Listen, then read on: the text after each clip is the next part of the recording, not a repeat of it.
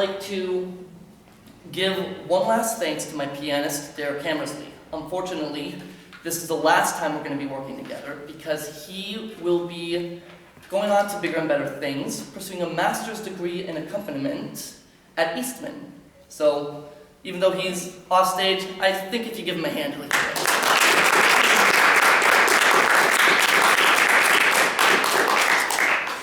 More to the point, thanks everyone who's come so far for being here.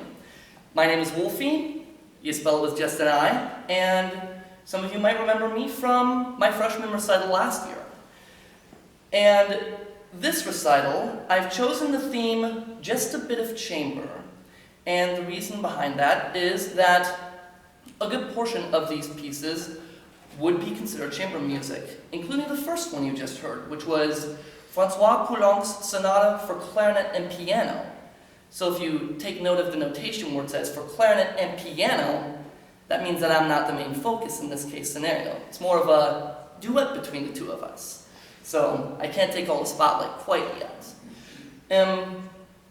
Although sonatas aren't specifically mentioned as chamber music, it can be taken as an implication. So that's where I came up with the theme, just a bit of chamber.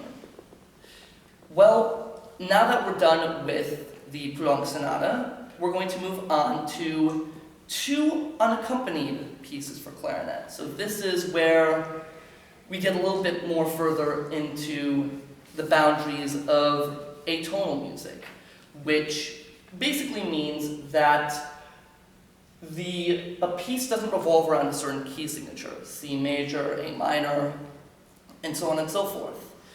The next two pieces, which are both for unaccompanied clarinet and both are atonal, are the Lied per clarinetto solo by Luciano Berio and the Penderecki Prelude for solo clarinet.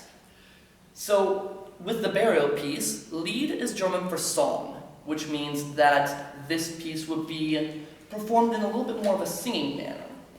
But even in spite of some pieces being atonal, that doesn't mean that they are without structure. For example, you'll likely hear this little motif throughout the Lied in a variation.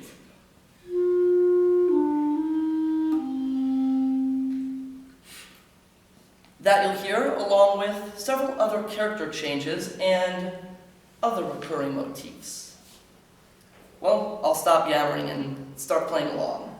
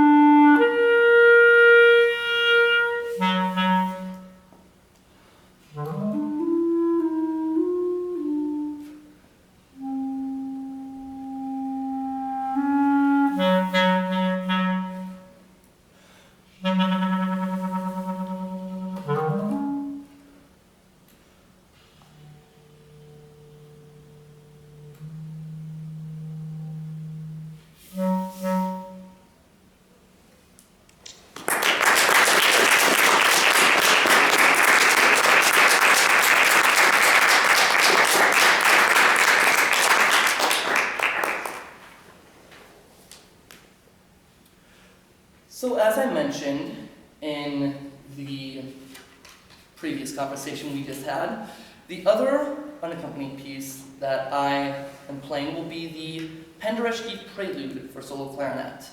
This was dedicated to Paul Patterson for his 40th birthday. And while atonal, this piece, unlike the Berio, doesn't revolve around several different motifs, but focuses on the growing of a phrase. Phrases can last anywhere from 1 to 2 bars to maybe as long as 12 bars. If there are any jazz enjoyers in the room, you'll probably remember the term 12-bar phrase. Well, as for this, we have growing of a phrase, and the note that Penderecki has us focus on throughout the piece is the note G. However, for the B-flat clarinet, it will be played as an A.